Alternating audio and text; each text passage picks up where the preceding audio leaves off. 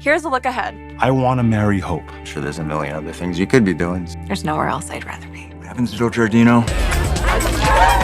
Stays at old Giardino. All right. Luna isn't here. Well, where would she go? The Bold and the Beautiful preview for the week of September 8th to 12th reveals Thomas Forrester, Matthew Atkinson, points the finger at Brooke Logan, Catherine Kelly Lang. My whole family would have been together if it wasn't for you, Thomas tells Brooke. Ridge Forrester, Torsten Kay, dumps Taylor Hayes, Rebecca Budig. I will always love you, Ridge tells Taylor. I'm not going to let you do this, she fires back. Lee Finnegan, Naomi Matsuda, issues a warning to Luna Nozawa, Lisa Yamada. Will Spencer is off limits, Lee tells Luna. Will Spencer, Crew Morrow, seeks Liam Spencer's, Scott Clifton, help to uncover the truth about his secret admirer. I just need to find out who is doing this. Will shows Liam the text message that Luna sent. One of those top 3 apartments, Liam informs Will after some digging. Later, Will enters Luna's apartment. Come out, I need to speak with you, he calls out. Next week, Thomas continues to berate Brooke, and he's not holding back. Spoilers say he puts all the blame on her with no hesitation. My whole family would have been together if it wasn't for you, Thomas tells Brooke.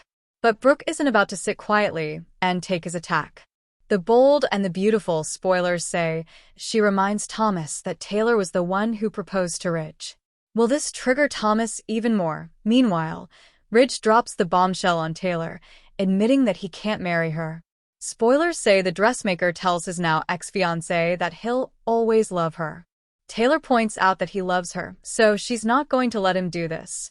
She tries to talk him out of it, refusing to give up on their engagement.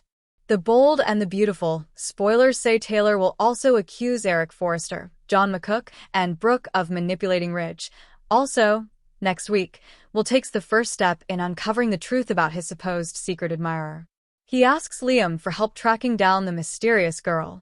Longtime The Bold and the Beautiful fans know that Liam was a computer tech at FC, so he knows a thing or two about this kind of stuff. Spoilers say Liam successfully tracks down the source of the text messages and informs his younger brother.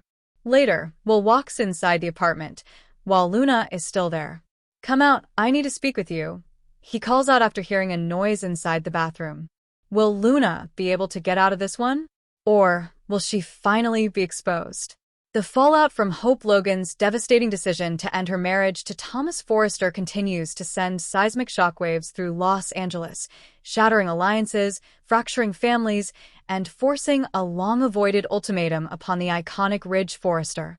This week, the emotional carnage reaches its peak as Thomas's rage finds a familiar target. Brooke's worst fears are realized, and Ridge is forced to make a choice that will redefine his future and the future of Forrester Creations forever. Monday, September 9th, The Blame Game. The week opens in the aftermath of utter despair. Thomas Forrester is not a man who handles rejection well, and Hope's final, unequivocal no has not sent him into a quiet depression, but rather a vortex of white-hot, incandescent fury. He is not introspective, not questioning what he might have done wrong. Instead, his mind, conditioned by years of manipulation and obsession, immediately seeks an external villain. And for Thomas, the villain has always been, and will always be, Brooke Logan. He storms into the Forrester mansion, where Ridge is attempting to console a worried Taylor. Thomas's entrance is violent, a door slammed against a wall, his face a contorted mask of pain and accusation. She did this, he roars, not even bothering with a greeting. She couldn't stand to see me happy. She couldn't stand to see Hope happy with me.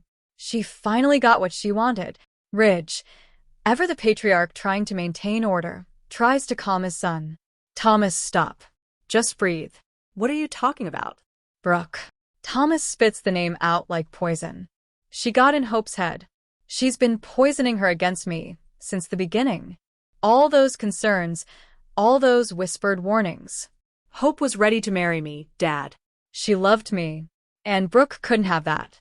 She'd rather see her daughter miserable and alone than with a Forrester, than with me. Taylor watches, her heart breaking for her son. She sees his pain, and, falling into her oldest patterns, She begins to align with his warped perspective. Thomas, sweetheart, are you sure? This is a very painful time. Maybe Hope just needs space. Space? She needs to be free of her mother's toxic influence. Thomas insists, pacing like a caged animal. Brooke Logan has spent her entire life destroying our family. She took you from us, Dad, over and over again. And now she's making sure she takes my future, too. This is all her doing. Ridge listens, a familiar headache beginning to brew. The Brooke is the devil narrative is one he has lived with for decades, oscillating between believing it and fighting against it.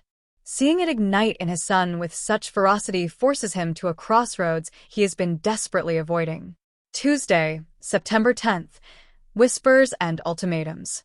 The blame doesn't stay contained within the Forrester mansion.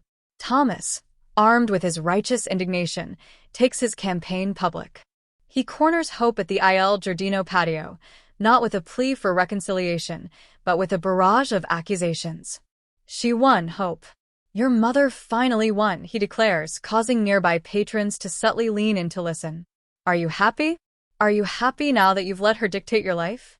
We had something real, and you let her tear it apart because she can't stand the thought of a Logan and a Forrester being together without her manipulation at the center of it. Hope, emotionally exhausted and resolved, stands her ground. This has nothing to do with my mother, Thomas. This has to do with us. With me. I couldn't marry you. It wasn't right in my soul. Stop looking for someone to blame and just accept it. But Thomas cannot accept it. To do so would be to confront the possibility that the problem lies within himself, an introspection he is fundamentally incapable of.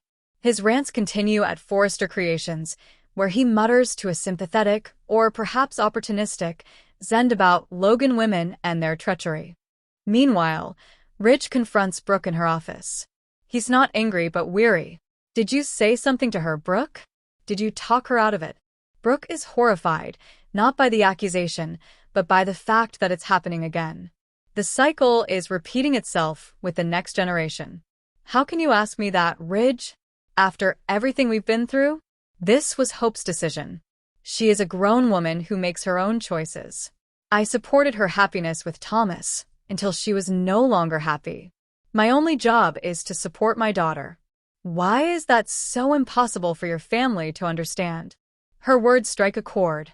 Ridge knows she's right. He knows Hope's mind is her own. But the pressure is building from the other side.